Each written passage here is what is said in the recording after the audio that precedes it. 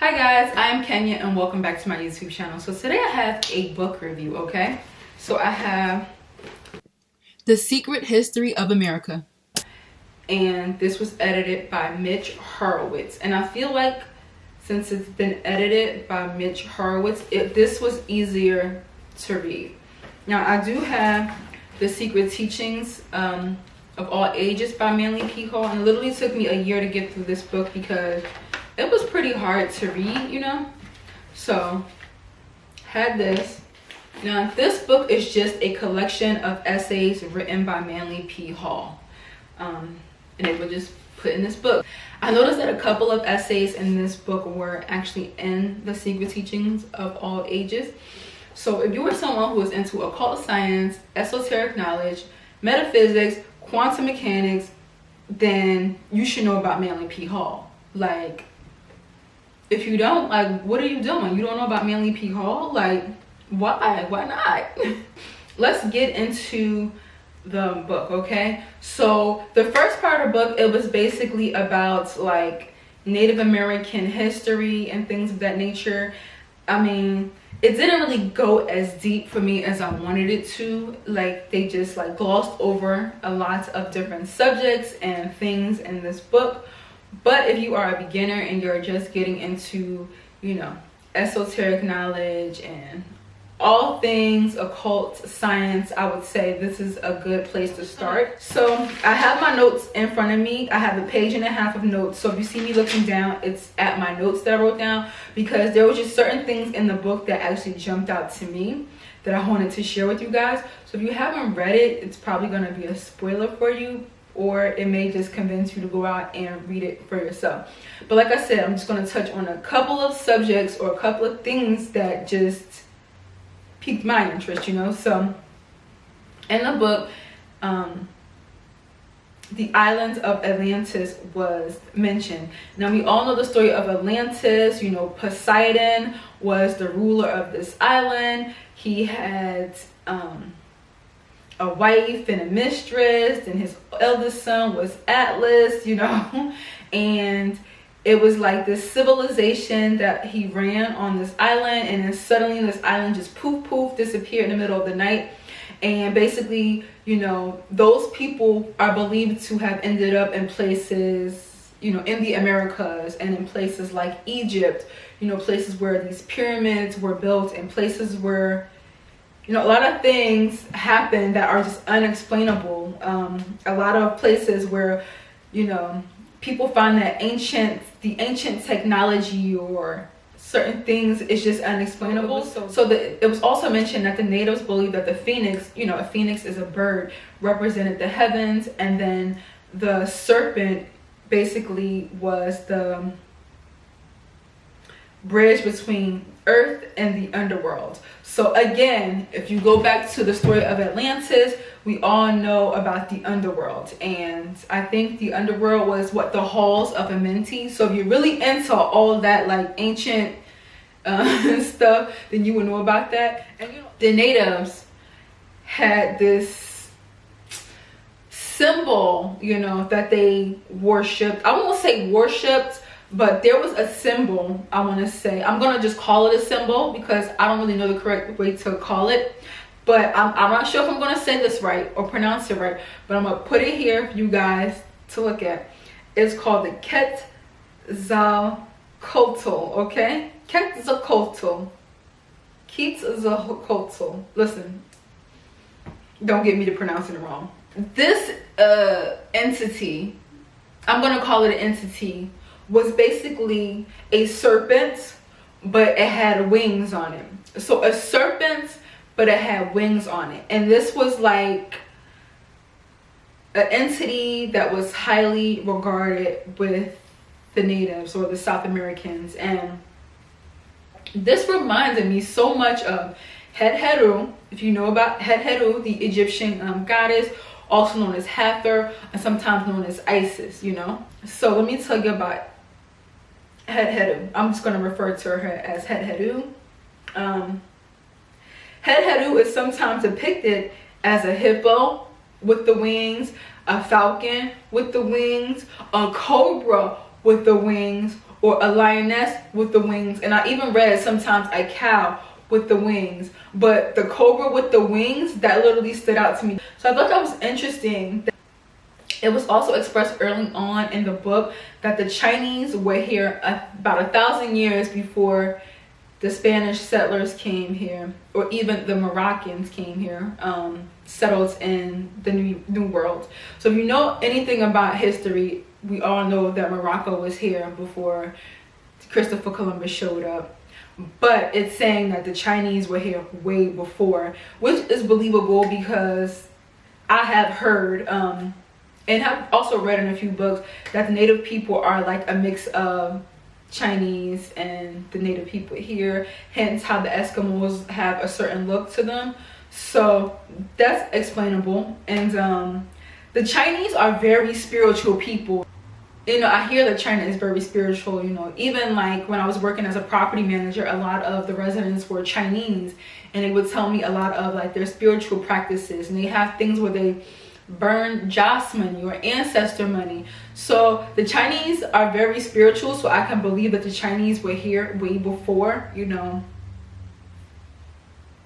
those colonizers came from Europe and came over here, you know what I'm saying? So yeah, in this book, Manly P. Hall calls the native people Amerindians. Indians. Okay, so that's the term he uses, Amerindians. Indians. And this is another thing I thought was kind of cool, because in every Amerindian language there is a term to express the magical power.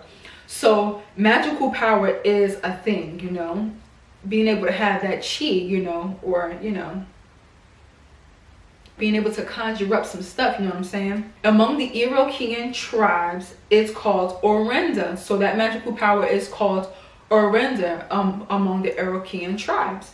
And among the Siouan tribes, some manifestations of it are called Wakan or Wakanda. Now Wakanda is actually a Native American tribe, name of a Native American tribe. So I thought that was interesting, you know. I don't know, I thought that was interesting to read that, you know, Wakanda is, you know, your manifestations from that magical power that you have.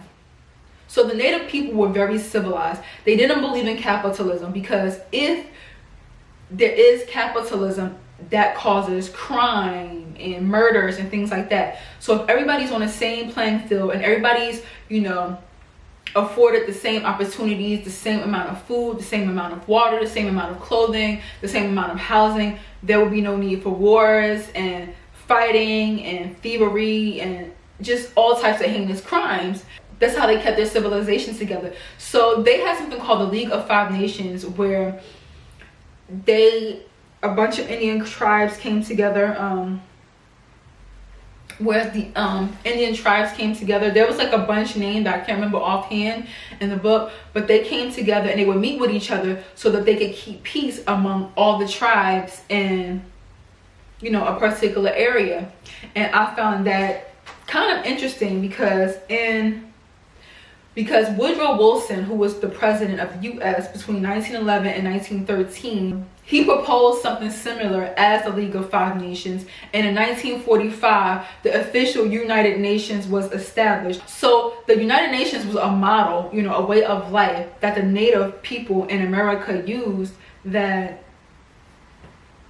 was established in 1945. And now you have the United Nations. We have all these countries that we are allies with, basically, that we go to their aid, they come to our aid. So that was basically from the model of the native people, you know. Also symbolism.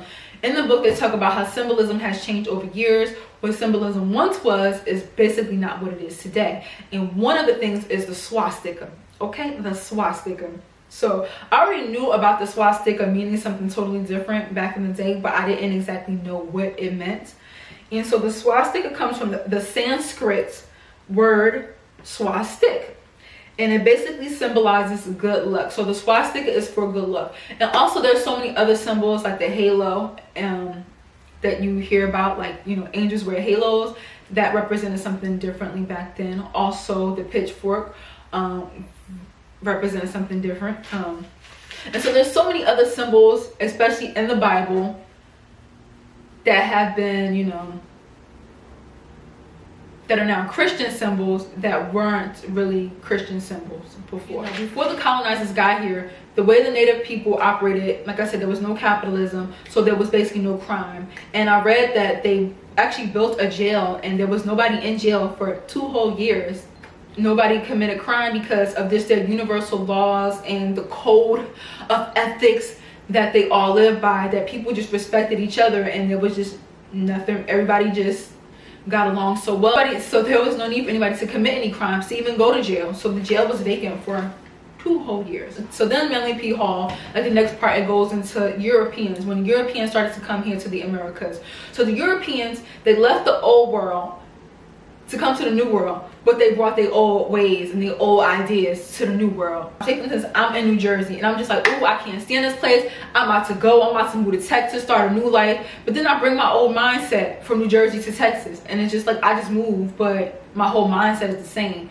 And they talk about how Europe was basically messed up. This is why people, literally, the real reason why a lot of colonists were coming to the new world was because Europe, especially London in particular, was toe up from the flow up.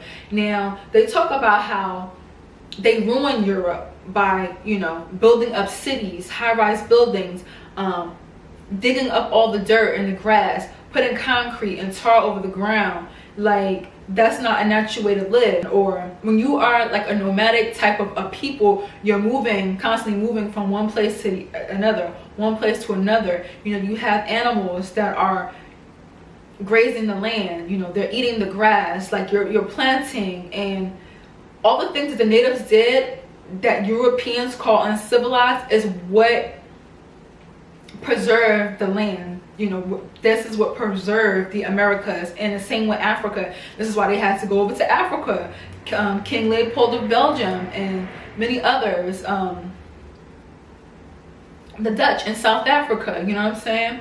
Because Europe was just so uninhabitable because they destroyed it, mining and doing all those things, the things that they're doing in the Americas now, especially South America, the things they're doing over in Africa, the Congo. You know, you got your blood diamonds, all these minerals and things like this that I wear, like tourmaline, tiger's eye. Like, they're constantly mining all those things, and that's messing up the land. And if you read books by Charles Dickens is from England, and he was an author basically in the 1800s, and he wrote books like Oliver Twist, A Christmas Carol, A Tale of Two Cities, Great Expectations. And I believe A Tale of Two Cities, he basically talks about a lot of, when you read fiction, especially these old classical fiction novels, if you go to Barnes and Nobles and they have like that classical section with like all the old school books, Jane Eyre, you know, A Tale of Two Cities, you know, Dracula. When you read those books, it's fiction, but it's a lot of history packed in those books. And if you want to learn about like certain periods of time or certain countries, I suggest reading books like that, so I get the gist of what was going on in society at the time. So anyway, back to Charles Dickens. He writes about how jacked up London was, how dangerous it was to live in, how poverty stricken it was, how people were sick, coming down with diseases like the plague and stuff like that. And I remember around that time, that's when Jack the Ripper was going around killing prostitutes, and like London was just a very scary place to be. So people were coming to the new world to, you know, start a new life and to escape all the havoc and mayhem that was going on where they lived, because it wasn't good. And a lot of people who came from, you know, England or Europe in general, who settled in Americas, they were like the dregs or the bottom, the lowest of the low, and they figured they come here, they could start off new and, you know, do the damn thing and rise above where they were in the old world. However, when they came here, they brought their religion, half of them, which they were escaping, and pushed it onto the natives and wiped out basically the natives and wiped out basically all their traditions. And that's what it was just crazy. So then the third part of the book, they glossed over, you know, people who were instrumental in America. They glossed over Benjamin Franklin, Andrew Jackson. They talked about Albert Pike, who was known as the Plato of Freemasonry. So we know Plato is a philosopher. He was known as a master builder. He was a hermeticist, if we know about Hermes. They did touch on Freemasonry, just a snap, just a tad. I'll need a deeper understanding of Freemasonry. So I'm probably, if you guys can recommend me some books on just Freemasonry and just some deeper-ish, I really want to get into it, you know what I'm saying? Also, they talked about Ralph Waldo Emerson, and I know Ralph Waldo Emerson as a poet because I did minor in English. I had no idea that he was a philosopher until I read this book, so I did learn something new. And his knowledge was based on like the Indian doctrine and, you know, like Hinduism and stuff like that. So he brought that to the New World and he was spewing it, because we all know colonizers like to jack other people's knowledge and their stuff and then claim it as their own. And so, you know, after he passed away, then people realized that his rhetoric and what he was talking about was basically based on Indian doctrine. And had they known that, they would have probably ripped him a new one. That's what, you know, that's what I took from the essay. They didn't say that, but that's what I got from it. Ralph Waldo Emerson, he was responsible for the great transcendentalism movement, okay? Or this is basically a movement closely related to the Unitarian Church. I've never been to a Unitarian church, so I don't know what their doctrine is or what they believe in. If you're curious about what transcendentalism was, it is closely related to the Unitarian Church. And this is basically in the inherent goodness of people and nature. They believe that society and its institutions have corrupted the purity of people, you know, the purity of the individual, and they have faith that people are at their best when truly self-reliant and independent. Like I said, this was a good beginner's guide to the secret history of America. I'm pretty much still curious about, I really want to get deeper. I want to get deeper. So recommend me some books so I can get deeper and deeper into this stuff, because I'm curious. I have a couple other books that I'm reading as well at the time. I'll let you guys know about that when I'm done, okay? So I hope that my video was easy to follow, because I do go off on tangents sometimes, but please forgive me. I just get passionate sometimes. But anywho, I will see you guys in my next YouTube video. Toodles. They say this is a big rich town. I just come from the poet's part. Bright light, city life, I gotta make it. This is where it goes down. Yeah.